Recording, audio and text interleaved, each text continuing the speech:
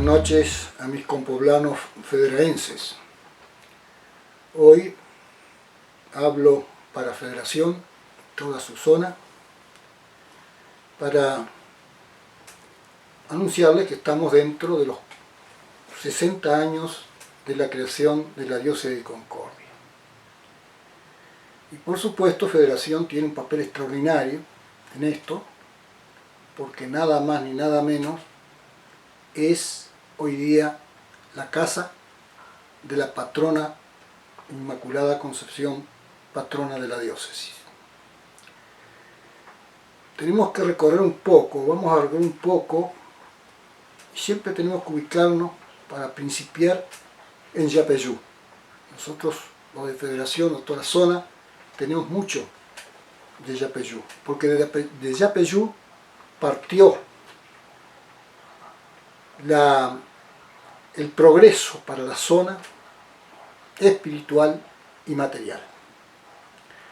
Desde el momento que se expulsaron a los jesuitas, la llegada de don Juan de San Martín como teniente de gobernador de Yapeyú, el interés por el progreso ganadero de la zona, dado que el cuero tenía mucha importancia comercial, llevó a San Martín a fundar estancias. Por ello, hizo una cadena de estancias, comenzando en Corrientes con la estancia de la Merced, en homenaje a la Virgen de la Merced, San Gregorio, homenaje a San Gregorio Magno, luego la Inmaculada Concepción, la estancia de la Inmaculada Concepción de Mandisoví, y la estancia de Jesús del Yerbal, o sea, Yeruá. Esas 4 estancias. Y lógicamente, cada estancia se acostumbraba hasta no hace muchos años, todavía las hay, esas viejas estancias, que tienen su lugar de oración, su capillita, su oratorio, y así también en este caso particular, ya adentrándonos en Mandisoví, los primeros ranchos, e inmediatamente se hizo un oratorio, una pequeña capilla. Y con el tiempo se transformó en una de las más bellas capillitas de toda la región, según los viajeros que pasaron por ahí. Y se trajo, Juan de San Martín, de la iglesia de Yapeyú, una imagen de la Inmaculada Concepción, una imagen indígena, porque fueron los indios que hicieron la imagen y le dieron, por supuesto, los rasgos indígenas. Esa fue la Virgen histórica que conocemos. Bueno, este Mandisoví fue creciendo, no quedó en una estancia solamente, se formó un pueblito, gracias al comercio, o la línea de comercio de carretas que venían desde arriba, pasaban necesariamente por ese lugar, y esas carretas venían con cargas de yerba fundamentalmente, acá a la zona de Concordia, en el puerto de San Antonio en Salto Chico. Hubo necesidad de atención espiritual desde Yapeyú, por eso aparecen los curas doctrineros, que caminaban de un lado para otro, y visitaban los lugares donde había cierta población. Por eso Mandisoví fue visitado por curas de esa naturaleza, doctrineros, porque eran los pueblos o las estancias, se llamaron así estancias de naturales, formados por mayoría de guaraní. Entonces, curas doctrineros, curas especialistas en manejar a los guaraníes.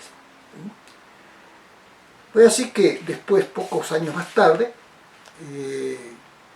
hubo algunos problemas, así, indudablemente, casi con la Revolución de Mayo.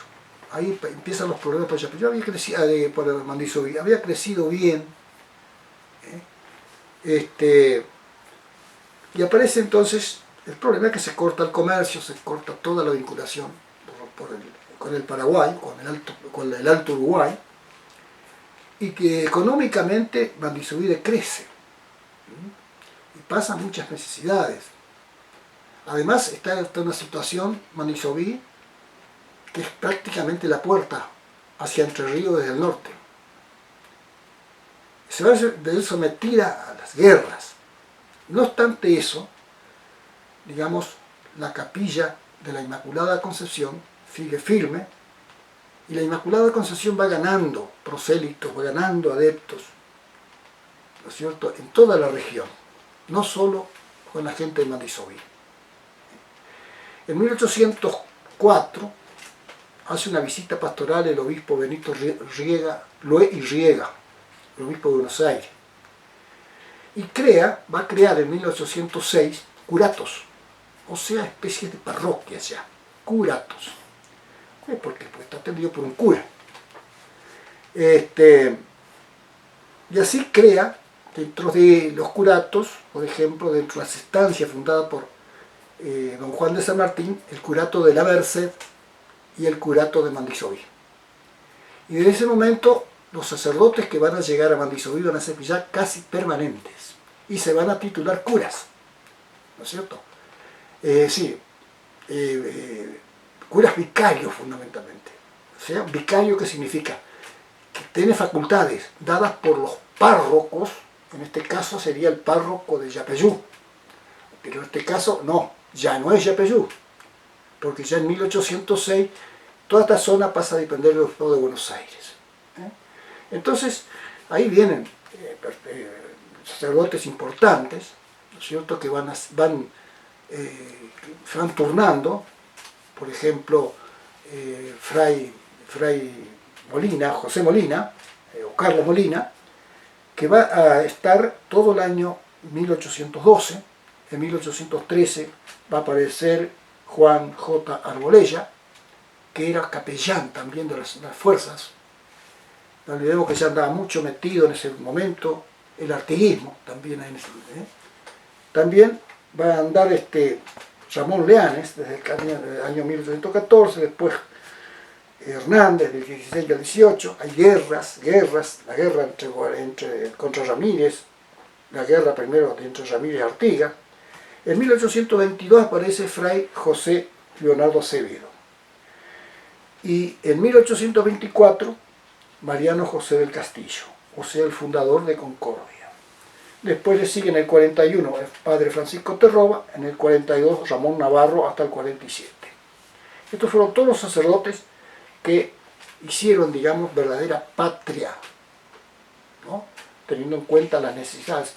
Ellos, por ejemplo, hubo sacerdotes que usaban doble vestidura, usaban la vestidura, el hábito, ¿no es cierto?, como religiosos, pero también usaban la vestidura militar. Y tenemos el caso de, por ejemplo, que quiero destacarlo, José Leonardo Acevedo.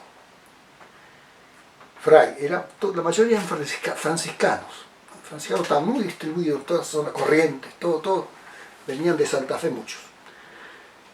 Fray José Leonardo Acevedo va a actuar como cura vicario de Mandisoví, y él después, más adelante, va a llegar a ocupar el cargo de provisor eclesiástico de la provincia, la autoridad en la provincia de Entre Ríos, y va a llegar a ser ya elegido mediante una bula por el Papa como primer obispo de la diócesis del Litoral. Pero lamentablemente, antes de tomar posesión de la diócesis, que se había creado en la época de Urquiza, fallece. Pero es muy particular, muy interesante este sacerdote. Por ejemplo, era muy amigo de Andresito Artigas. Andresito Artigas andaba en toda esta zona. Había guaraníes que salían de ahí, en la misma Mandisoví, se incorporaban a las fuerzas de Andresito. Y en esos tiempos, mediados de la década del 10 al 20, y pasado todavía eso, había muchos ataques de portugueses y paraguayos, sobre todo por las Misiones. Lo que es actualmente el territorio de la provincia de Misiones, querían repartirse prácticamente la provincia, una parte para el lado Paraguay y otra parte para el lado brasileño, porque todo eso habían sido pueblos de las antiguas misiones. Por ejemplo, estaba un pueblo importante que era la Candelaria, que los paraguayos la habían ocupado, y por eso es que Andresito arma sus fuerzas y se va y lleva al capellán es el padre Acevedo. Y allá enfrentan a los paraguayos, le hacen un sitio, pero lamentablemente se enferma el jefe, o sea, Andresito. Y entonces este cura, que era segundo jefe, asume la jefatura y logra el objetivo: expulsar a los paraguayos de Candelaria, para ver el temple de los curas. Y estaban urgidos por las necesidades de tomar la espada. Muchas veces que los portugueses llegaron hasta Mandisoví. Y otro fue también el padre del castillo, el fundador de Concordia. Él cuenta, en una carta que le manda a Urquiza en 1860, que él debió ir a luchar contra los portugueses cuando asaltaron Yapeyú, es decir, luchó allá. Y se iba con la gente de Mandisoví, y se iba al frente de la gente de Mandisoví. Son estos mismos curas, ¿no es cierto?, que hicieron hazaña como hicieron los jesuitas en otros tiempos, con la guerra guaranítica, por defender a los guaraníes de un mal tratado hecho entre portugueses y españoles. Los guaraníes rechazaron, hicieron la guerra, y los sacerdotes iban al frente de sus indios. Así que evidentemente es una etapa interesantísima, linda, que es la antesala de lo que luego será federación. Llegará a fundarse federación.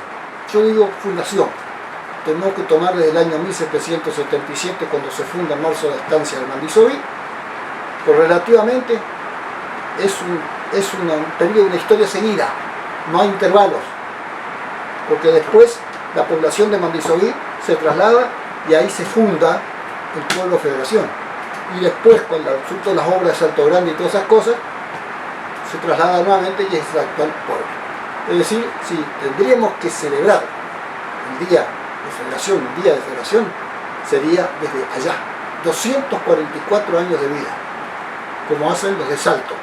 Salto, en 1858 se fue muy fuerte, hay un corte, desaparece, y luego aparece el pueblo de Salto, pero ellos toman desde el año 1858.